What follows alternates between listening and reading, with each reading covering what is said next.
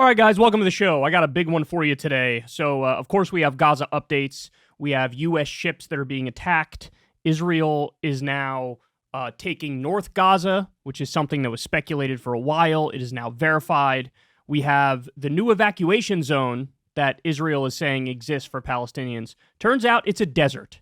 So I'll give you all the updates and then some. I mean, I got more than I can handle today. We also have more legal trouble for Trump. That's perhaps unsurprising at this late date, but believe me when I say this is a whole new legal avenue that Trump needs to worry about.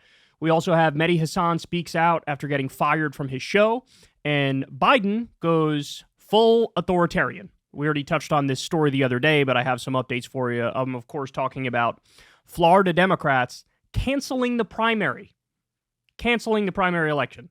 Wild, wild stuff. All right, so let's go ahead and dive into it here. And by the way, everybody do me a big favor. Please subscribe to the channel.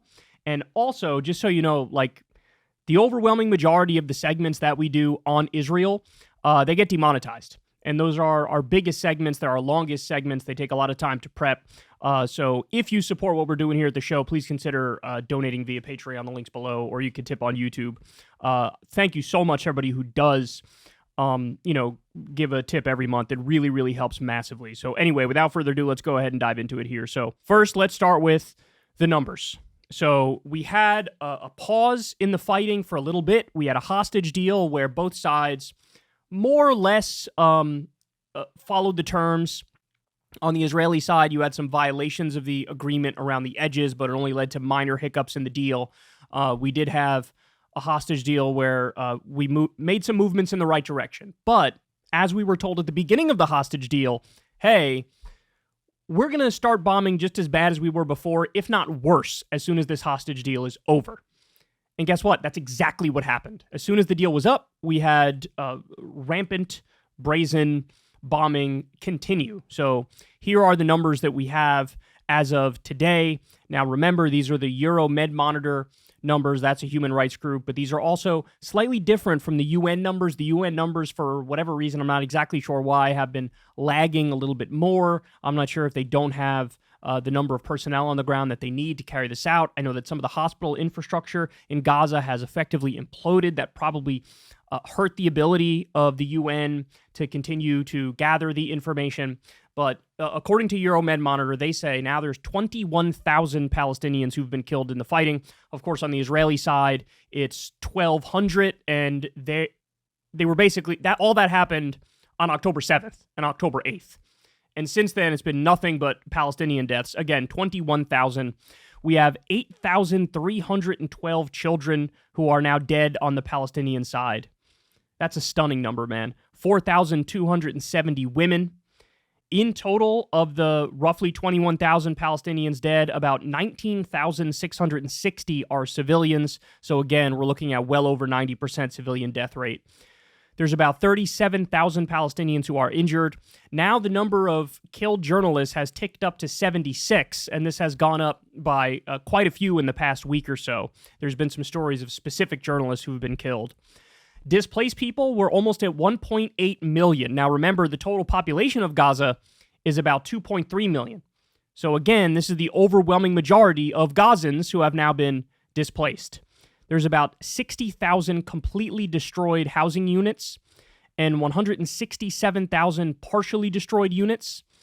Then they go on to say here that there's 144 press headquarters that were damaged, 262 schools that are damaged, including, by the way, UN schools and standalone UN buildings.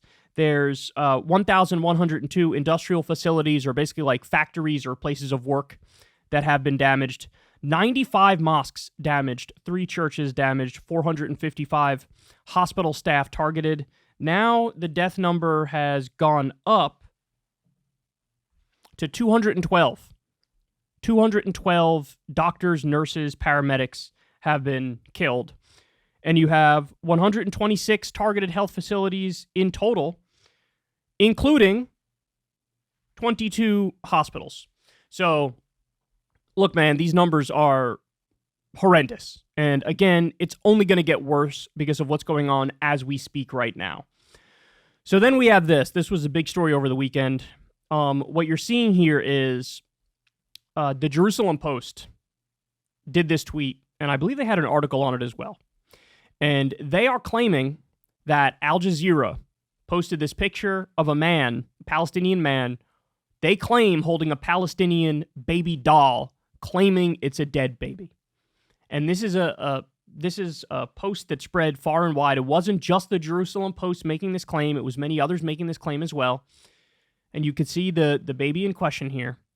And they felt confident enough to say, oh, they're lying. This is a doll. This is not a real baby. Well, as you can see here, it says the post has been deleted. Why? Because come to find out, this was not a doll. This indeed was a baby. And his name was released, and it was verified that it indeed was a baby who was killed.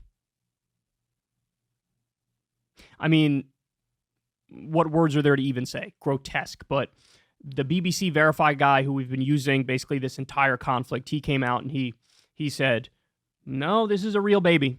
This is a real baby. And he's dead. And so this is one of many just gut-wrenching nightmare world scenarios that we've seen unfold. And social media has been an absolute hellscape throughout the course of this. I want to call it a conflict, but we all know it's a slaughter. And so a lot of people made a fool of themselves by getting out over their skis and claiming this is a doll. No, it's a real dead baby. All right. So now we get to this. Adam Johnson posted this. It's a Politico piece. Israel is receptive to American warnings about civilian casualties, John Kirby says. Okay, so how many times have we seen these articles, man? We've seen them time and time and time again, where they're like, oh yeah, the Biden administration is really talking to Netanyahu and top Israeli government officials. And guess what, man? They appear like they're listening. And they appear like, bro, we're good. They're going to reduce the number of civilian casualties. They're going to get more specific and more humanitarian in their bombing. Well, at the exact same time this article comes out, look. Quote, a death zone. Over 700 Palestinians killed in the last 24 hours as Israel intensifies strikes on the besieged Gaza Strip. So at the same time, the Israelis are saying to the Americans, like, bro, I think you're right. We got to be more specific in our bombing. We got to be more humanitarian. Come on, let's do this the right way, fellas. At the same time they're doing that, they turn around and they're like, increase the bombing campaign. I mean, look, the only question is, is the U.S. being played for a fool? Are they in on the game? That's the only question. Because now this is like the fourth, fifth round of this sort of stuff happening. Where, oh yeah, sure, we'll be more humanitarian. We'll be more specific. And then they turn around and just bomb in an even more indiscriminate fashion. Now, this is wild. So this is a piece in 972 magazine. This blew up over the weekend. Because in this piece, they claim, in no uncertain terms, that Israel knows that it's purposefully killing civilians. And that's the point. This is the first sort of journalistic verification of this, although this is something we've known for a while. We've talked about it for a while. Look, a 95% civilian death rate is not like an oopsie, right? That should be obvious to anybody. But this is verification from 972 magazine. So the headline is, a mass assassination factory inside Israel's calculated bombing of Gaza, permissive airstrikes on non-military targets, and the use of an artificial intelligence system, more on that later, have enabled the Israeli army to carry out its deadliest war on Gaza. 972 and local call investigation reveals. So they go on to say here, look at this. The bombing of power targets, according to intelligence sources who had firsthand experience with its application in Gaza in the past, is mainly intended to harm Palestinian civil society, to, quote, create a shock that, among other things, will reverberate powerfully and lead civilians to put pressure on Hamas, as one source put it. Several of the sources who spoke to 972 and local call on the condition of anonymity confirmed that the Israeli army has files on the vast majority of potential targets in Gaza, including homes, which stipulate the number of civilians who are likely to be killed in an attack on a particular target. This number is calculated and known in advance to the Army's intelligence units, who also know shortly before carrying out an attack roughly how many civilians are certain to be killed. So they go on to explain here, yes, this is part of the strategy. that if we bomb enough Palestinian civilians, their theory is these civilians will then turn on Hamas and put pressure on Hamas, and hey, that's how we get rid of Hamas, by killing massive numbers of civilians.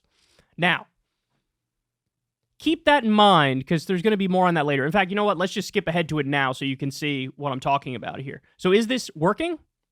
Oh, would you look at that? Hamas support surges in the West Bank. Now, to be fair, the West Bank and Gaza are separate.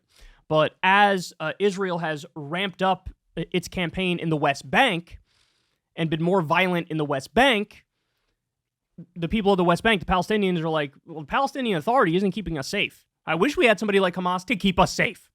That's what they're claiming. Now, would Hamas actually keep them safe? No. Israel would indiscriminately bomb there as well, right? And they're already doing indiscriminate violence there as well. And they took over 260 political prisoners over the past week there as well. But if you're looking at wanton violence from the other side, oftentimes people yearn for their own side's badasses. You know, I wish we had take no bullshit, aggressive military wing here that would fight back. So now, is it working in the West Bank? Is it working in Gaza? That, oh, now Hamas is being pressured out of power by Palestinians. No, I think the anger and the onus is now on the people doing the indiscriminate bombing.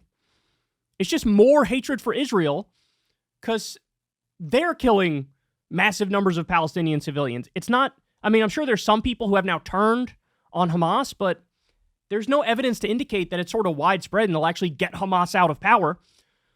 Okay, so they're killing civilians on purpose. That's the point. There's no term for that. We used to call that terrorism. You want to know why? Because it's terrorism. Killing civilians for a political or religious reason. Okay, now we get to this. This is a big deal. USS Carney and multiple commercial ships attacked in the Red Sea. This is according to the Pentagon. A U.S. warship and multiple commercial vessels were attacked in the Red Sea on Sunday, the Pentagon said, a frightening development ratcheting up maritime tensions in the Middle East during the Israel-Hamas war. The USS Carney, which previously shot down missiles and drones aimed at it as it escorted a commercial vessel through the war-torn region, was targeted along with at least 2 other commercial ships starting around 10 a.m. local time in an assault that lasted about 5 hours. The Pentagon and an unnamed U.S. official said, according to the Associated Press, it was not immediately clear whether the American warship was struck. Quote, we're aware of reports regarding attacks on the USS Carney and commercial vessels in the Red Sea and will provide information as it becomes available, the Pentagon said in a statement. U.S. officials did not identify where the military fire came from. It's almost certainly Yemen, although they added that the Carney shot down at least 1 drone Sunday. Yemen's Houthi rebels, who have proclaimed that they would attack ships in the Red Sea over Israel's ground incursion into Gaza, later acknowledged that they had targeted 2 Israeli commercial ships Sunday, but did not mention the U.S. Navy vessel. So it's almost certainly Yemen that's firing on the U.S. warship. My guess is there was not heavy damage taken by the warship, or else it would have been a much, much bigger deal. But we do know that Yemen's attacks on some of the commercial vessels, namely ones that are owned by Israeli billionaires, some of those actually have succeeded. There was a major fire that broke out on a commercial vessel that's owned by an Israeli billionaire. So Yemen was not messing around when they said, all right, we're going to get involved in the war now. Nobody else is doing anything to help the Palestinians. We'll be the ones to step up and help the Palestinians. And they were launching long-range missiles that were going all the way to Israel, even though Yemen is nowhere near Israel. And they were basically acting as pirates and hijacking ships and then releasing recordings of it. And this is part and parcel of the same thing. Now, by the way, yeah, of course, Yemen doesn't have, a crazy amount of military prowess and power, but they don't really need to have that much in order to totally mess up a very crucial, vital shipping lane that's needed for the global economy. So, look, in other words, for us to fund Israel, back Israel, arm Israel, defend Israel with their ongoing slaughter of Palestinians, that has reverberating consequences for everybody. So one of the things that's going to happen as a result of this is the global economy is going to have some major issues because now this vital shipping lane is not safe. And that'll lead to very serious consequences. So, and the other thing is war going to spiral out of control now? Is Israel going to start attacking Yemen? Is the U.S. going to start attacking Yemen? At what point does Hezbollah feel like they have to jump in if they feel like Israel's being too belligerent and aggressive.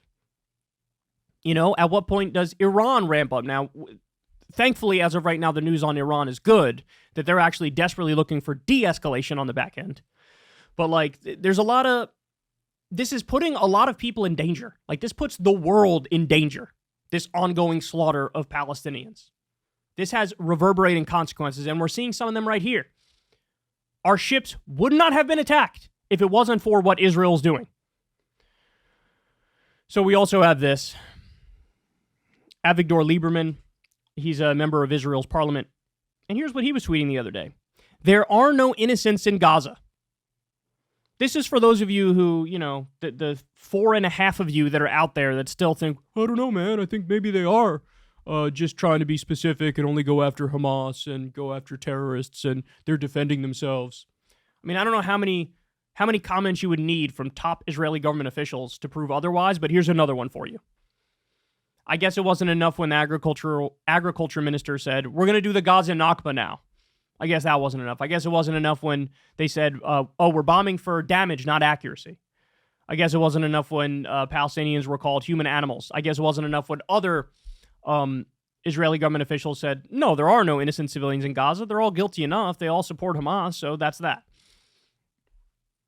Well, here's another one to add to the endless list of genocidal comments being made by the Israeli government. Then we have this. Netanyahu, according to the Israeli press, has instructed Ron Dermer, his Minister of Strategic Planning and a very close aide, to explore ways to thin out the Gaza population. Thin out. Along with the renewed proposal to push them through the Rafah crossing into Egypt. The English translation of the report adds, quote, the sea is also open to Gazans. At its will, Israel opens the sea crossing and enables a mass escape to European and African countries. In other words, they're saying, ethnic cleansing. That's our goal here, ethnic cleansing. Voluntary emigration to other places. It's not really voluntary if you're creating the conditions that make it impossible to live in Gaza, now is it? So they're saying, go elsewhere, go elsewhere, go elsewhere, and our purpose is to, quote, thin out the Gaza population. Man, so we're at the point now where it now becomes dishonest to pretend like Israel is not doing ethnic cleansing. It's dishonest because their actions are in alignment with that and their words are in alignment with that. And now you get things like this. We're trying to thin out Gaza. Really? Well, how are you going to pull that off? What does that mean? Well, they're telling you. They're still trying to put pressure on Egypt to open up the Rafah border crossing, to basically set up a tent city in the Sinai desert, kick Gazans off of their land, or they're saying, just go anywhere else in the world. I mean, we know exactly what this is. This isn't a mystery at this point. And by the way, go ahead. You go and look. Is there anybody in mainstream media that is calling this what it is? That is calling a spade a spade? I don't know if there's any. Maybe there's a handful, but over 90% of mainstream media will not call a spade here. Then we have this. This is a big deal, guys. This is a big deal. So Haaretz released a very important article that went with a fine-tooth comb through all of the claims made about October 7th. Now, let's be totally upfront about this. Were there war crimes and mass atrocities committed on October 7th by Hamas on innocent Israelis? Absolutely. And anybody who says otherwise is lying, or they're totally ignorant and brainwashed by propaganda of, one side pure good, one side pure evil, okay? So yes, there were atrocities committed, there was terrorism committed, war crimes. That's a fact. However, some of the specific claims that were made, the most over-the-top propagandistic sounding claims of the worst atrocities you've ever heard in your life, yeah, it turns out those were made up. To nobody's surprise if you've been following this stuff closely all along, but now we just have verification from Haaretz, which, by the way, is basically like the New York Times of Israel. Very reputable paper. This is not like getting something from Alex Jones' InfoWars. Okay. So here's what Mohammed Shahada says, and by the way, this guy is chief of communications with Euromed, monitor of the human rights group. Haaretz definitively debunks iconic horror stories from October 7th. 40 beheaded babies, baby burned in oven, a pregnant woman's stomach opened and her fetus removed, children bound together and burned, pregnant hostage giving birth. Haaretz says only one baby was killed on October 7th. Now, let's be clear again. One baby is too many babies, but the over-the-top claims of the Israeli government really were a propaganda pretext to justify what they were about to do in Gaza. So the actual headline in the Haaretz piece, the Hamas massacre led to the spread of horror stories, not all of which happened in reality. The truth is hard enough. The terrorists who infiltrated Israel committed crimes against humanity and brutally murdered masses. That's a fact. Along with the harsh descriptions, false testimonies were also heard in the distribution of which a Zaka volunteer, IDF officers, the president of the Salvation Union, and Sarah Netanyahu participated, among others. In other words, misinformation was spreading rapidly at the time. The report is in Hebrew for now. English version will follow soon. It maintains that other atrocities were committed on October 7th, but thoroughly debunks the stories of beheaded babies, a disemboweled pregnant woman, children burned together, baby in oven. So, look, fog of war, right? I understand fog of war. It's hard to get everything right up front. I'm sure we've gotten things wrong on this show. I try to correct myself whenever I see something wrong. But the thing that drives me crazy and is almost certainly going to drive you crazy is now we get this big piece from Haaretz, as legit gets. And is U.S. media, is Western media going to come out and say, whoa. So all the key crucial talking points that were being used to justify the slaughter of Palestinians in Gaza, turns out the specifics are all wrong. Now, by the way, there was a giant hint out in the open that this was the case all along. What's the hint? We've known now for weeks that Hamas targeted 55% Israeli military targets, 45% civilians. Now, let's be clear. That's a horrible number, right? Anything over like 10% is just mind-bogglingly evil. But they were 55% military, 45% innocent civilians. Well, Israel's like 95% innocent civilians.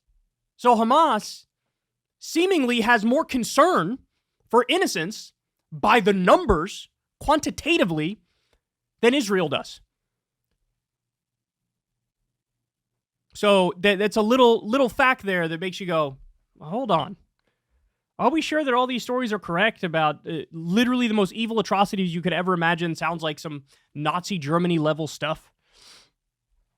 Well, it turns out the specifics are totally bogus. That the worst stories you heard were completely embellished or made up out of whole cloth. And by the way, Israel didn't need to make this up to have a claim for taking out the people who did the specific attack. They didn't need to make this up to justify legit self-defense. Hamas leaders are in Qatar and Turkey. Go bribe the governments and go take them out. Bring them to the International Criminal Court. Find them guilty, or go send special ops and take out the leaders of the group. Call it a day. Everybody would have supported you if you did that. But no, they decided to do collective punishment against all Palestinians in response and then lost the goodwill of the world. And it turns out a lot of what they were basing it on was total lies. All right, now we get this. Wall Street Journal. U.S. sends Israel 2,000-pound bunker buster bombs for Gaza. Now remember, this comes after the U.S. was telling Israel, hey man, in order to limit the number of civilian casualties, can I recommend that maybe you use smaller bombs? Within a couple weeks, they're like, here's 2,000-pound bunker buster bombs. I mean, these things are colossal, man. These things can level entire apartment buildings and a block, a whole block. And they're giving it to a military that now has a recent track record of killing over 90% civilians.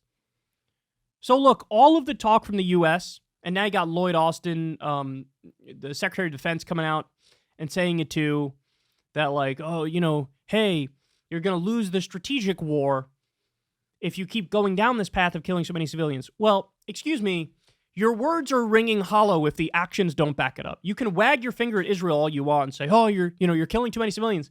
But if there are no consequences for them when they continue to do it, and you keep arming and funding and supporting them, well, it doesn't matter what you say, because that's just PR ass covering for yourself. Jesus Christ, man. This is wild. Look at this, guys. So what you see here bunch of numbers and a bunch of like zones in Gaza. Okay. Just in case you want to know what the future looks like, right now in Gaza, AI algorithms based on data from unmanned drones are coordinating the annihilation of families in refugee camps located in a giant open-air prison. So, according to the Israeli government, they are using AI to determine where do we shoot? Where do we drop bombs? What's our strategy here? According to them, they're using AI to help them in this war. Now, here's my speculation on this. I think this is also just a giant ass-covering maneuver where, you know, they're committing all these war crimes, but now they're giving themselves an out where they can turn around and say, well, look, you can't hold anybody accountable because it wasn't any individual human beings who were making the decisions. It was just the computer. It was just AI. So it's not on me. My hands are clean. I didn't say go bomb this area. It was the AI that did it, and they act autonomously. What do you want me to tell you? So I think this is just a total ass-covering move to get away with the war crimes. I don't think this is actually real. I think it's just like a highfalutin cover story. We also have this. The other week we discussed how, and there was video of it too, although it was censored, thankfully, that one of the hospitals, all the people at the hospital were forced out by the IDF at gunpoint. And they had to leave behind these premature babies. And nobody went and did anything and saved those babies. And they died. And so when somebody finally went back in this hospital and recorded it, there were, I believe it was 5, maybe a few more, decomposing babies in the hospital on the beds. And Human Rights Watch has come out and verified that the reports about the decomposed babies in the Gaza hospital are true. Now, again, we just went over how some of the most egregious claims made by Israel about October 7th, the specifics of them turned out to be totally false. Western media is not going to correct those claims. They're not going to do that. Watch, you'll see. Hear me now, quote me later. You'll see. Here's another thing they won't do. They won't come out and talk about this. Because I haven't seen almost any of them talk about this story in the first place. The initial reports of decomposing premature babies who had died in a hospital where the IDF kicked everybody out. Now it's verified by Human Rights Watch. They going to say anything? We'll see. I wouldn't hold my breath. On November 9th, Israeli airstrikes hit Al-Nasser Medical Center in Gaza City, cutting off the neonatal intensive care unit's oxygen supply. The attack forced staff to evacuate the next day, leaving babies that could not be transported alone in intensive care. According to Doctors Without Borders, on November 28th, during the ceasefire, doctors were able to return and found 5 babies dead. Verified by Human Rights Watch. Verified by Doctors Without Borders. So as all this is going on, guys, the number one song in Israel calls for genocide against Palestinians, and specifically for the IOF. That's, some people call the IDF the IOF. I think it's Israeli Occupation Force is what is the acronym here. Or you could say Israeli Offensive Force as opposed to IDF, Israeli Defense Force, Israel Defense Force. Anyway, the number one song calls for killing Bella Hadid, Dua Lipa, and Mia Khalifa. Times of Israel. Hip-hop war anthem reaches number one in Israel. Charbu Darbu by Nes Vastila promises to rain fire on Israel's enemies, capturing the righteous indignation felt by Israeli youth during the Israel-Hamas war. The song calls for genocide against Palestinians, calling them rats and sons of Amalek, literally copying Netanyahu's line, and calls for the Israeli military to kill terrorists Bella Hadid, Dua Lipa, and Mia Khalifa. Seems like a very healthy society. By the way, wait for it, I got some poll numbers for you coming up. Poll numbers from out of Israel. Buckle up for that one, man. So again, Mohammed Shahada, chief of communications from Euromed Monitor, the human rights group, he says, Israeli soldiers are now openly taking over homes in Gaza and declaring it theirs. The owners are either dead or forcefully displaced to the south. So this is in North Gaza. Here's some of the pictures. Now, we already began speculating that there was going to be illegal Israeli settlements of North Gaza And we were speculating about it a week or two ago. Why? Because there was stuff all over social media. The IDF would be driving through North Gaza, and by the way, it's almost all rubble now, right? It's almost all destroyed. But every 15 or 20 feet or 30 feet, there'd be an Israeli flag planted. So they level all of North Gaza, displace everybody to the south, and then there's Israeli flags all over the place. Gee, I wonder what their next plans are. Does it seem like, next Tuesday they're going to make an announcement? Okay, everybody who is living in North Gaza, you can come back now. By the way, there's nothing to come back to, right? There's nothing there. It's all rubble. You can come back there. We'll help you rebuild. Of course they're not going to do that. So what are they going to do? They displaced them, and they're probably going to do settlements there. Annex North Gaza, do settlements. Now, by the way, the U.S. has said time and time, oh, we're not going to let them do that. We don't like that at all. Really? How are you going to stop them? What are you going to do? Are you going to cut off their money? Are you going to cut off their weapons? Are you going to condemn them? Are you going to sanction them? Are you going to do anything in reality to change policy towards them? No, you're not. So stop talking. So just shut up and admit we're going to go right along with it because you're not going to do anything to stop it. But here we go. So now more evidence that there's going to be settlements in northern Gaza, and Israel's going to annex it. Here's the poll I just referenced in time.com. 57.5% of Israeli Jews said that they believe the IDF was using too little firepower in Gaza. Too little. 36.6% said the IDF was using an appropriate amount of firepower. You ready for this, guys? While just 1.8% said they believed the IDF was using too much firepower. Less than 2% of Israelis said, you've gone overboard, man. You've gone overboard. Even if you don't go by the Euromed monitor numbers, even if you go by like the UN numbers, there's over 12,000 dead innocent civilians, over 5,000 dead children. And they're looking at that and they're going, I either support it or I want to go further. Less than 2% said, hey man, this is disproportionate. This isn't right. Oh, that is sick. That is sick. Does it look like the Israeli government is going to rein it in without being forced to rein it in? You have an incredibly far-right government, an extremely far-right coalition. Netanyahu is feeling pressure from his right, and the population is still in the bloodlust phase. Look, this is no different from what the U.S. was like after 9/11. So we can, in a sense, we can tap into the mindset. I remember what it was like at that time. There was a national hysteria that took over the country. It was a mania. Everybody shut their brain off and led with emotions. I don't know, just start killing stuff. We were attacked. Let's just start killing stuff. This is what Israel's doing now. We can't let it happen. We can't let it continue. So this is another video here that went viral.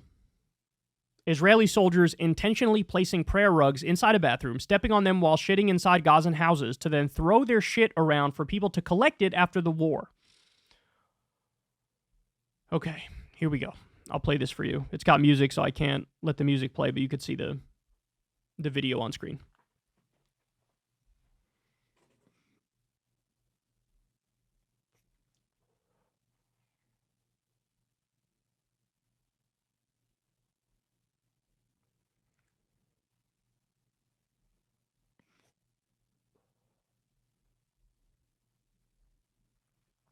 We got more social media stuff coming too.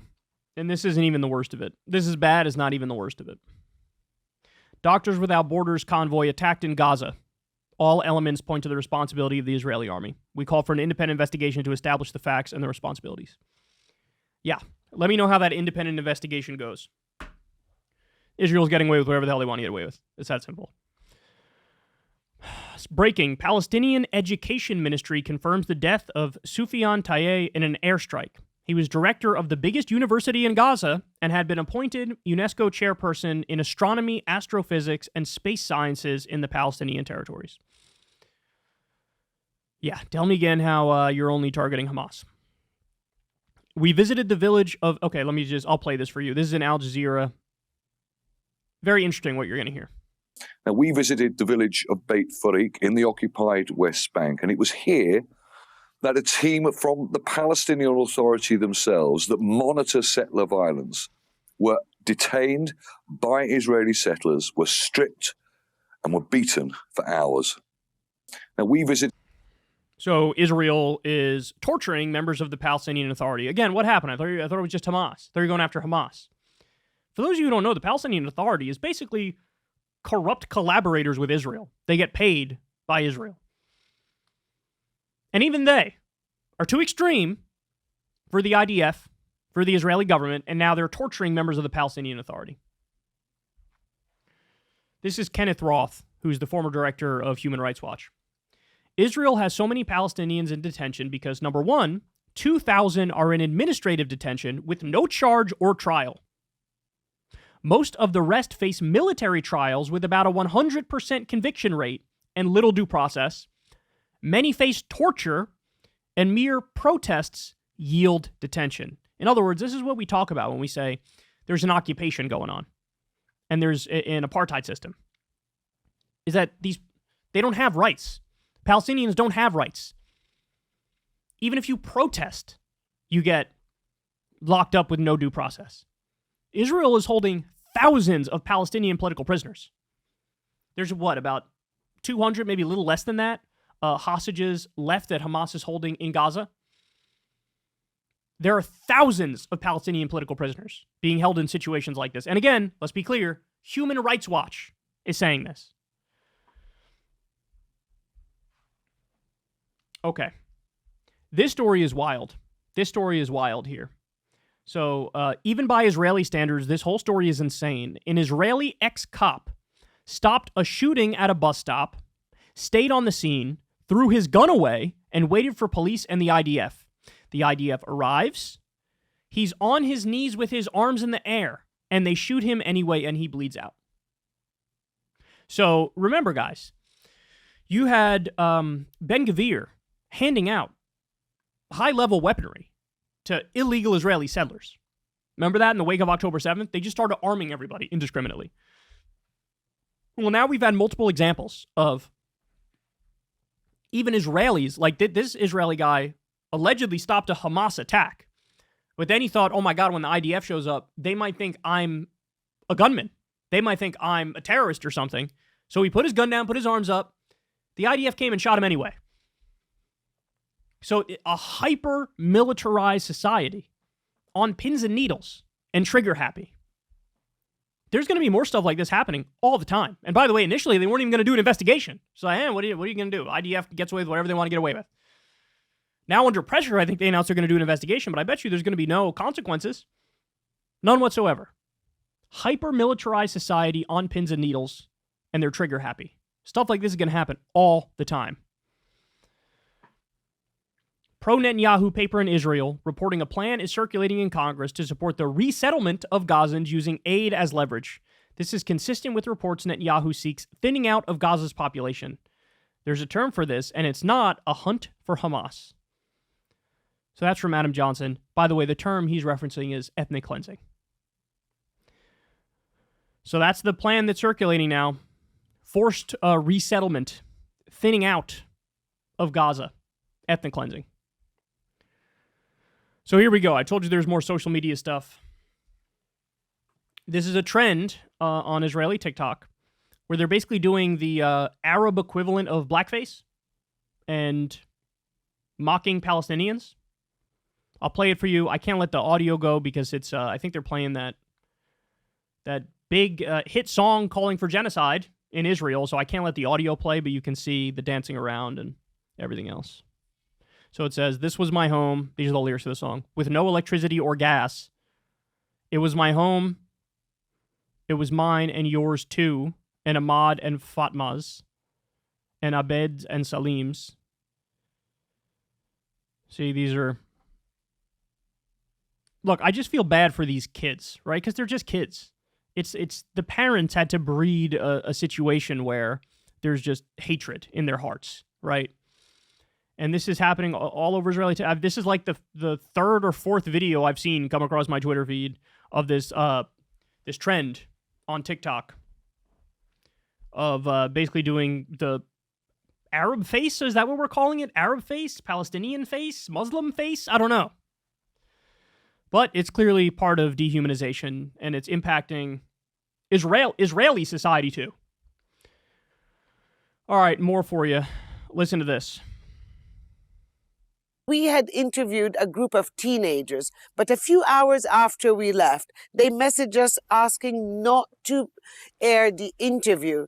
And they told us that the Israeli officer in charge of their village had called each one of them individually, threatening that if our interview aired, they would return to jail. We had interviewed... That's good. Only democracy in the Middle East is what we're told.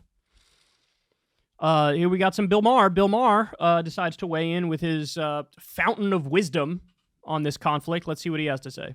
This is what I see when I see kids demonstrating, these progressives demonstrating for Hamas, the most illiberal people in the world, that, oh good, we're going to give America its comeuppance, asshole America. They kind of have been indoctrinated this way. This is what I...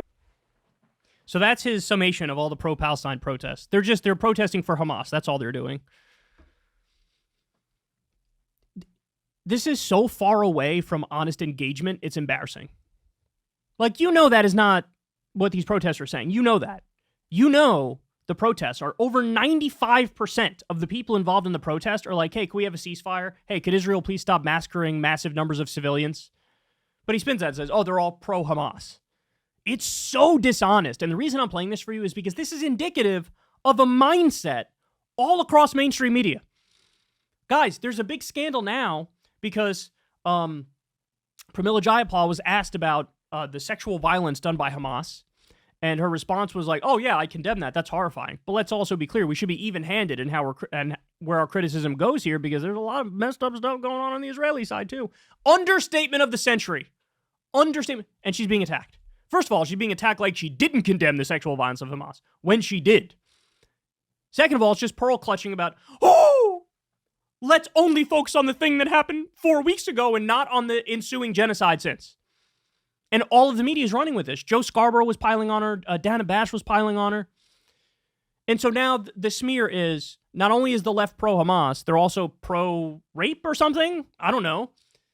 And this is how they're engaging with the topic. It's so dishonest because you know, every reasonable person involved in this conversation is just screaming, stop killing innocent people. We see the numbers of dead children and dead women and dead innocents, and we see that over half of Gaza has been reduced to rubble, and the settlers are moving back into North Gaza, and the comments from the top Israeli government officials calling for a genocide and calling for ethnic cleansing. We see all that stuff, and they just totally they don't talk about that. They don't talk about it. They don't bring it up. Imagine what the reaction would be if somebody in mainstream media said, Israel's doing a genocide and an ethnic cleansing. They'd be fired.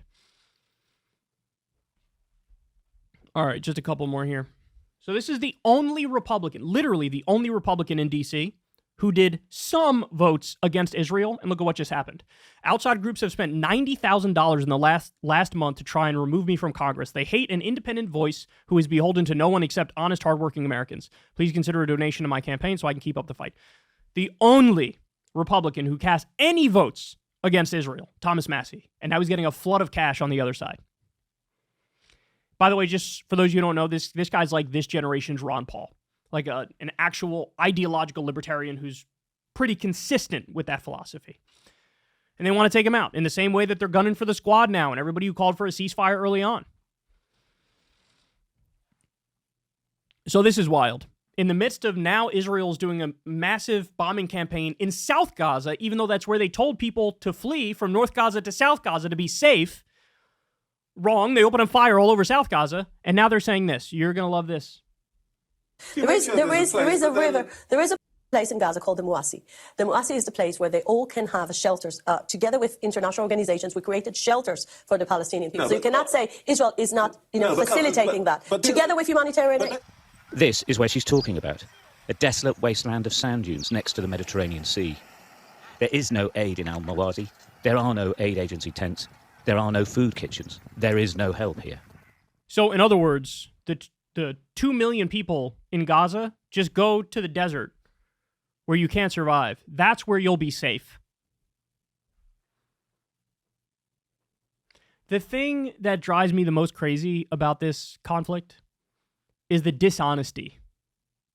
Like, you'll have moments of total clarity, very straightforward. We're doing the Gaza Nakba. And that's horrific and insane and condemnable. But then you'll also have, in the next sentence, it'll be some attempt to cover it up and act like they're not doing that. And, what? I'm just saying, go to this one area. It's designated for you to be safe. Go over there. See, we're so humanitarian. We drop pamphlets. We tell people, get out of the way. And you see this tug of war back and forth between the brutal honesty of what's happening and then the attempt to cover it up. I mean, what is there to say? I'm running out of adjectives. I'm running out of ways to talk about this. And, it's very defeating watching all this. Look, credit to everybody who's protesting on this. Credit to everybody who's really fighting to try to put a stop to it.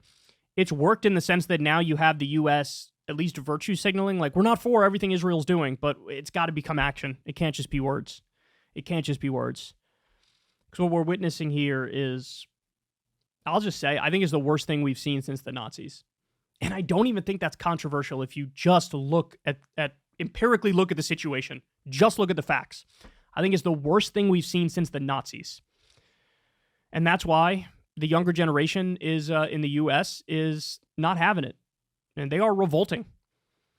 And they're literally, you have Arab Americans and Muslim Americans revolting, and we'll do a story on that a little bit later. But, man, it is mostly bad news. That's clear. Hey, y'all, do me a favor and like and subscribe. It helps out big time in the algorithm. Click the bell as well for notifications when videos drop. And watch that video on screen right now. You know you want to.